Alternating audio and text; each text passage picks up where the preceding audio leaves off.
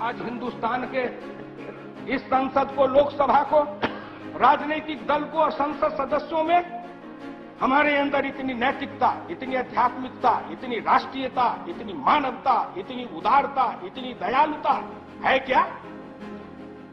है क्या? इसलिए मैं इस संसद में खड़ा होकर के जब बोलता हूं तो मैं इस संसद में ही नहीं, हिंदुस्तान के करोड़ों उन लोगों को कहता हूं कि किसकी आशा कर रहे हो? छोड़ो इस संसद की आशा, छोड़ो इस राजनीतिक व्यवस्था की आशा, छोड़ो इस प्रशासनिक व्यवस्था की आशा। तुम हथियार उठा करके नक्सलाइट मत बनो, हिंसा की राजनीति पर मत जाओ।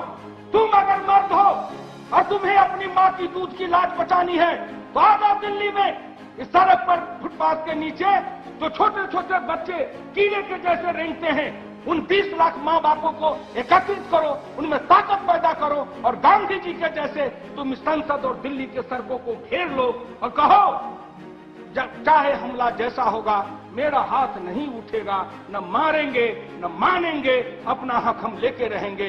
जिस दिन यह ताकत पैदा करोगे उस दिन हिंदुस्तान का स्वरूप बदलेगा, उन गरीब के बच्चे बदलेंगे, उनके सब कुछ बदलेंगे। अंत में मैं ज्यादा समय न लेते हुए प्रार्थना करूंगा कि हिंदुस्तान के ये गरीब बच्चे हैं, गांधी ने कहा, लोहिया ने कहा, दीनदयाल उपाध्याय ने कहा, अंबेडकर ने कहा, सबने कहा कोई समता समाज, कोई समरस समाज, कोई अंतिम मानव, ये सारे सिद्धांत हिंदुस्तान में आए और उनके मानने वाले गद्दी तक भी आए, लेकिन उन सब के शिष्य अपने अपने गुरुओं को भूल गए। इसमें मैं किसी एक का नहीं कहूंगा। गांधी को गांधी की मूर्ति बना दी गई, उनके गले में माला डाल दी गई, अंबेडकर की मूर्तियां बन गई, उनके गले में माला डल गई, लोहिया के, दीनदयाल की मूर्तियां बन गई, उनके गले में माला डल गई, लेकिन उनके आदर्श और सिद्धांत को राजनीति ने नहीं अपनाया है। इसलिए इन बच्चों को रोटी, कपड़ा और मकान मिलेगा तब जब उनकी मां की कोख मजबूत होगी, तब जब मां के कोख से ही बच्चे बीमार निकलेंगे, विकलांग निकलेंगे। उनको कैसे सुधार सकते हो? उन मां के स्तन में दूध नहीं है, शरीर में खून नहीं है, पेट में बच्चा लेती है, 8 घंटे मजदूरी करती है, सर पर टोकरी उठाती है, ईंटा गारा उठाती है, खाली पेट सूती है, मां तो सूखी रोटी और नमक प्याज खाती है, और एक तरफ कुत्ते पर 100-200 रुपया रोज इंसान खर्च कर रहा है। आओ उठो, इस कुत्ते के ऊपर 100 रुपया खर्च करने वाले हिंदुस्तान के गरीब को, बच्चों को भूखे रखने वाले की दुनिया को तोड़ दो, तब नया हिंदुस्तान बना सकते हो। बना सकते हो क्या? हम कर सकते हैं क्या? नहीं करेंगे। हम नहीं करेंगे, इसलिए नहीं करेंगे कि कहीं न कहीं हमारा रिश्ता भी उनसे बन जाता है, उनसे जुड़ जाता है, हम कहीं दब जाते हैं। इसलिए हम कठोरता के साथ अपनी करुणा की धारा को प्रवाहित नहीं कर पाते हैं। इसलिए मैं हाथ जोड़ के कहूंगा, आओ, कौन चलेगा आज देश से भ्रष्टाचार मिटाने को, बर्बरता से लोहा लेने, सत्ता से टकराने को।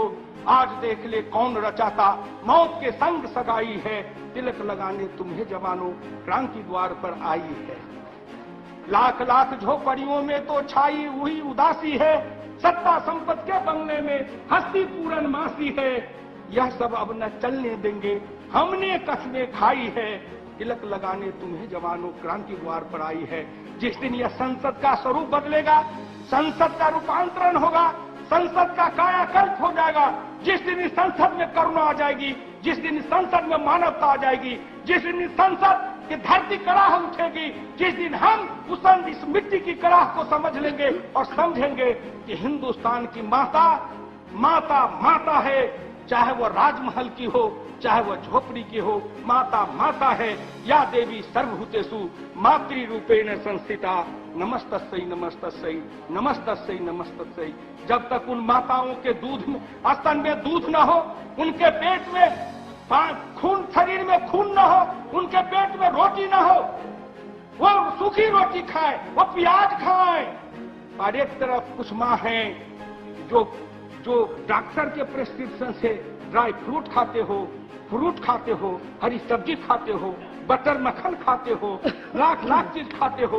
तेरे पेट के अंदर बच्चे बलवान पुष्ट बुद्धिमान होते हैं और मेरे बच्चे मां के पेट में ही विकलांग होते हैं। हिंदुस्तान के 95% माताओं के गर्भ आज इतने कमजोर हो चुके हैं कि उनमें से विकलांग बच्चे पैदा ले रहे हैं। जहां 95% माता की कोख कमजोर हो, माता के शरीर में खून न हो, बच्चे विकलांग पैदा हो, वो राष्ट्र कभी सबल और राष्ट्र कभी समृद्ध हो नहीं सकता है। इसलिए झगड़ा 5-10% ऊपर वाले के बीच का फंसा हुआ है। आइए हम सब अपने को बदले, अपनी सुविधा की बात छोड़े, अपने सुख की बात छोड़े। हम आइए इस राष्ट्र के निर्माण के लिए, उन बच्चों और भविष्य के निर्माण के लिए अपना सर्वस्व अर्पित करने से भी भारत का भविष्य बन सकता है। तो भारत के भविष्य को बनाने में लगे, तभी कुछ निकल सकता है।